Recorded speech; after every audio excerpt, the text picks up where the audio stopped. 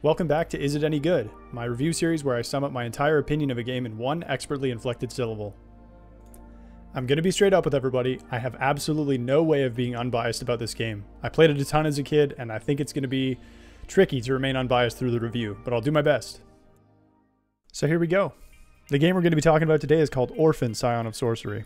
It was released as a PS2 launch title in the year of our Lord Y2K, and it never really fared well. It kind of fell on its face right out of the gate, and it scored middling reviews across the board even at the time.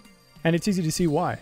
The game tried to do a little bit of everything, from fixed combat encounters to environmental puzzles to platforming. And all of these feel very, very unpolished, with the combat feeling sticky, the environmental puzzles fluctuating wildly between brain-dead easy and very obnoxiously obscure. And as for the platforming, I mean, the camera was bound to L1 and R1 rather than the right analog stick, which kind of tells you everything you need to know.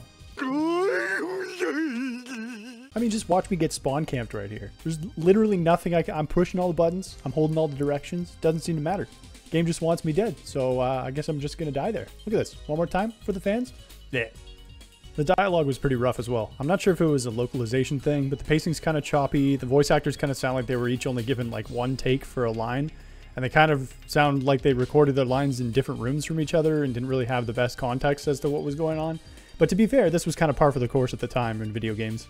The voice acting's not all bad though. There were some pretty epic moments, like this line by Rufus has really stuck with me. Guardian of time, I demand, guide us to the true path. And that's a great line, even out of context. It's well delivered, it sounds authoritative, it sounds great. But then you look at other characters like Mar, and listen to this kid's voice. Leave me alone, you monsters! I mean, what, was the voice actor doing an impression of Timmy Turner from Fairly Odd Parents? Oh. Huh. But here's where I blow your mind and tell you that I think the story is actually incredibly remarkable. A short cutscene at the beginning establishes that Orphen is getting on a boat to try and go somewhere, and while out at sea, he meets a few different folks. Monsters attack the ship, and Orphen has to choose one of the folks he just met to join his party. After a boss battle with a giant water serpent, the boat sinks and the party wakes up on the shores of Chaos Island.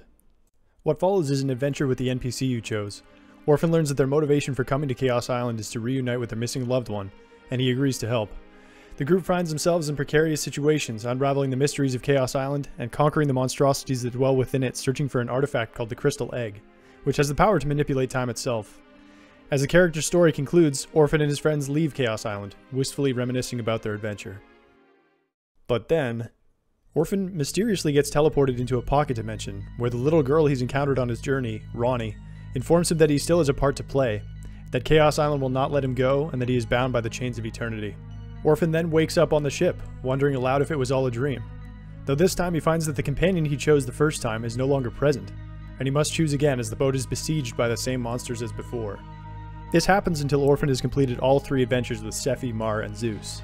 Ronnie appears to him again, showing him a map that will lead to the center of Chaos Island, and implores Orphen to find her there. Using the map, Orphen finds a room housing a giant egg with 3 slots. Ronnie appears as a hologram, and explains what is happening. The egg is a machine named Gaia. Using objects called Dragon's Eyes, Gaia ensnares humans and compels them to sail to Chaos Island, where they must partake in surreal adventures engineered by Gaia from the humans' memories. The intense emotions that are felt during these journeys are recorded by the Dragon's Eyes, which upon conclusion of the journey, are returned to their respective slots in Gaia, who uses these intense emotions as nourishment. Gaia then discards the now effectively soulless humans, keeping them in a state of permanent sleep. Ronnie, who reveals herself as an AI function of Gaia called Edo Unit, says that she has seen eons of pointless misery foisted onto blameless humans, and she wants it to stop. She begs Orphen to destroy Gaia and set her free, thereby ending the tortuous cycle. After Orphen defeats Gaia, however, Edo Unit collapses, as a dying Gaia confirms her worst fears. Edo Unit is unable to exist independently and will perish, along with Gaia. Wow. This is always the hardest part for me, because I really do want to recommend this game to people. I want to encourage people to play it. The story, for me, binds it all together in such a remarkable way that it doesn't feel like you wasted any time. But then I have to look back over the 6 to 8 hours of gameplay and note the clunky platforming and the slow, sticky combat and the terrible dialogue, and if Cleo says one more line, Crap? What do you mean crap? Just because you don't know anything about it does not make it crap.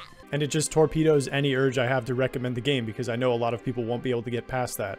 And sure, a lot of these issues could be written off as like, oh well, it's a launch title, it's obviously not going to be great. But the name of this review series isn't, is it good for a launch title? It's, is it any good? So I think it's time to answer that question. Is Orphen Scion of Sorcery any good? No,